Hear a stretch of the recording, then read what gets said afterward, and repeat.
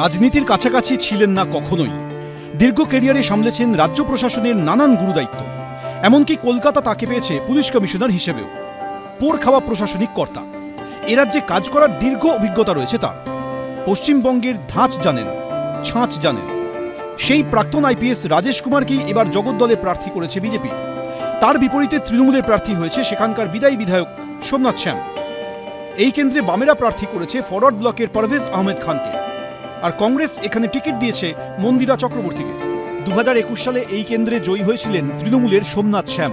87,000-এর বেশি ভোট পেয়েছিলেন তিনি। বিজেপি প্রার্থী দ্বিতীয় স্থানে থেকে পেয়েছিলেন 68,000-এর বেশি ভোট। জন্মভূমি বাংলা না হলেও পশ্চিমবঙ্গ তাঁর কর্মভূমি, আর সেই কর্মভূমিতেই এবার তিনি অন্য ভূমিকায়। ভোটের প্রচারে যাচ্ছেন বাড়ি বাড়ি, দিনভর পড়ে রয়েছেন জগদ্দলের মাটি কামড়ে। এত সারা পাওয়া যাচ্ছে, মানুষ স্বতঃস্ফূর্তভাবে আসছেন এবং আশীর্বাদ দিতে আসছেন, নিজের প্রবলেমস বলছে। গাড়ি নিয়ে প্রচারে বেরোচ্ছেন, মাঝপথে নেমে পড়ছেন, চলে যাচ্ছেন অলিগলিতে, কথা বলছেন স্থানীয় কৃষকদের সঙ্গেও।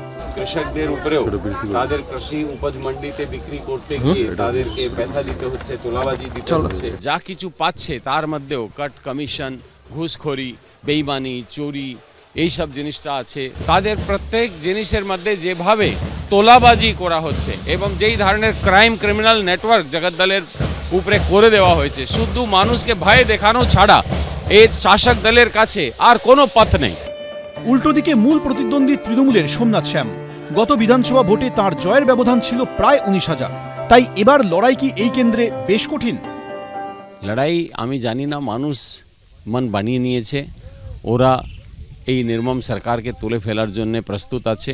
তো তার মধ্যে কে প্রতিদ্বন্দ্বী আছে আমার ওটাতে কিছু যায় আসে না। আমরা জগদ্দলও জিতছি, পশ্চিমবঙ্গে বিজেপির সরকার গঠন।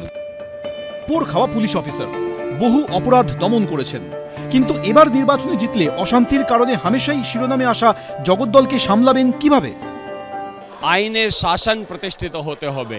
এই যে অপরাধীদেরকে মুক্ত রাখা হচ্ছে, তারা যে কোনো মানুষের উপরে যে কোনো ক্রাইম ঘটিয়ে দিতে পারছে, এই জিনিসটা চলতে পারবে না। এখানে জগদ্দলের তো এটা ডিমান্ড আছে, তো ক্রাইম ক্রিমিনাল অ্যাক্টিভিটিজের মধ্যে যারা জড়িত আছে প্রত্যেকের বিরুদ্ধে কড়া ব্যবস্থা নেওয়া হবে।